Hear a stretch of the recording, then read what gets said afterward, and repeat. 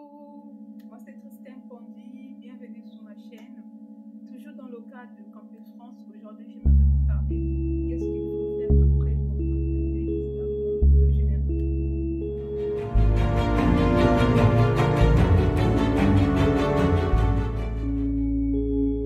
Alors comme vous le savez bien, vous avez commencé votre procédure Campus France. Vous êtes dans la phase d'entretien qui va finir dans quelques semaines, dans quelques mois.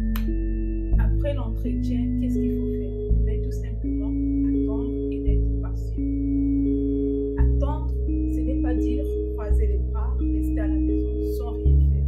Premièrement, vous allez commencer à regarder votre profil à tout moment, votre profil Campus France à tout moment pour regarder si vous n'avez pas des acceptations. Parfois, les écoles peuvent vous envoyer des mails pour dire qu'il faut confirmer votre acceptation. C'est très important.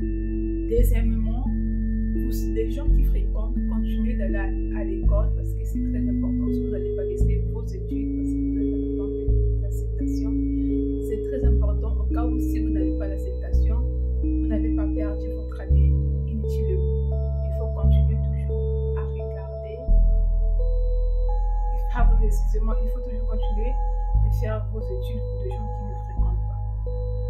En plus, pour des gens qui travaillent, peut-être, continuez aussi votre travail comme d'habitude, ne laissez pas. Et pour les gens qui ne font rien, peut-être c'est le moment de faire quelque chose, soit d'apprendre une langue, oui, ou de faire l'informatique. C'est très important l'informatique. Pourquoi? Parce que moi, quand je suis arrivée pour la première fois, je suis partie faire une photocopie. La dame m'a dit la machine est là-bas. Donc la photocopie, c'est moi-même qui l'a fait. J'ai manipulé la machine. Et heureusement, je savais. Maintenant, si tu ne sais pas, vous voyez, chercher des petites compétences qui peuvent vous aider, qui peuvent vous ouvrir d'autres portes. En plus, commencez à chercher le logement. Oui, vous allez me dire que vous n'avez pas l'acceptation. Commencez à regarder le prix du logement. Commencez à faire votre budget et savoir comment ça fonctionne le logement en France parce que c'est la clé pour votre dossier pour le visa. Deuxième chose, votre garant. Qui va vous prendre en charge pendant votre période de séjour en France? Qui va vous soutenir? Essayez de regarder le prix de votre garant. Commencez à chercher, commencez à réfléchir sur ça. Ce n'est pas de vous mettre la pression, mais c'est juste de savoir s'y prendre à temps. Parce que si vous avez tous vos papiers à temps et que vous avez l'acceptation, facilement vous allez à l'ambassade s'entraîner. Parce qu'il faut se dire dans votre tête qu'il y a beaucoup de gens qui vont et vous n'êtes pas la seule. Il y a des étudiants, des non-étudiants.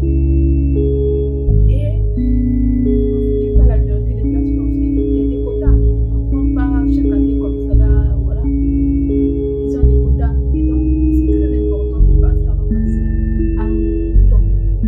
À temps. Quand je parle à temps, pour les gens qui ont des papiers déjà réglés, des gens qui savent comment ça fonctionne, essayez de régler vos papiers au garant, des stations, des logements, cherchez le logement. Le logement ne coûte pas moins cher dans certains pays.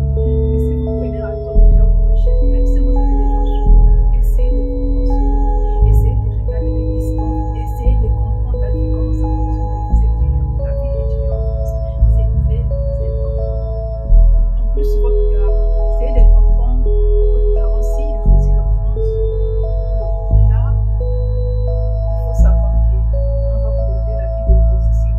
On ne demande pas la vie des positions, on demande la vie des positions pour regarder les nombres de personnes qui sont prises en charge dans son foyer fiscal, voilà, y compris les parents, les enfants, on regarde. Si vous avez un parent par exemple, qui gagne 2000 € et qui, à son charge, il a 3 enfants.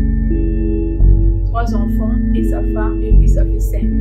Avec 2000 € le coût du loyer, tout ça, on peut dire qu'il ne peut pas prendre une 3e personne en charge.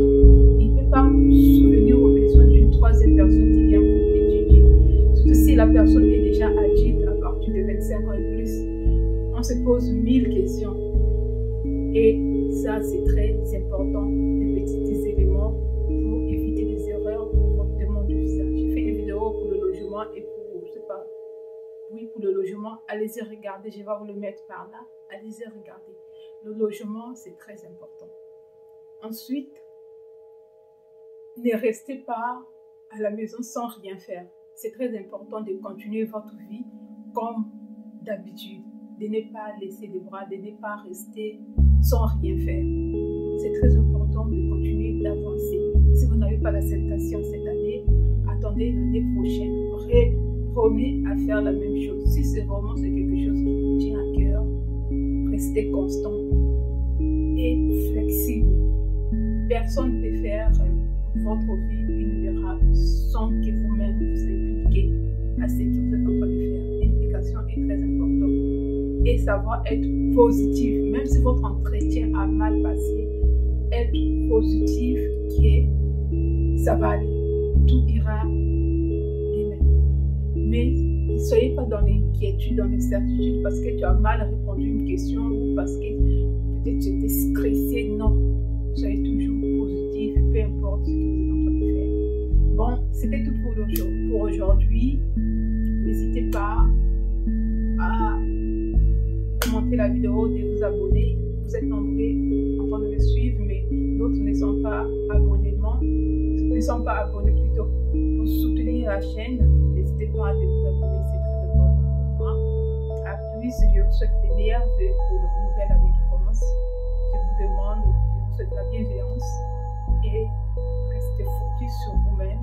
Soyez prudents sur votre vie et bien des choses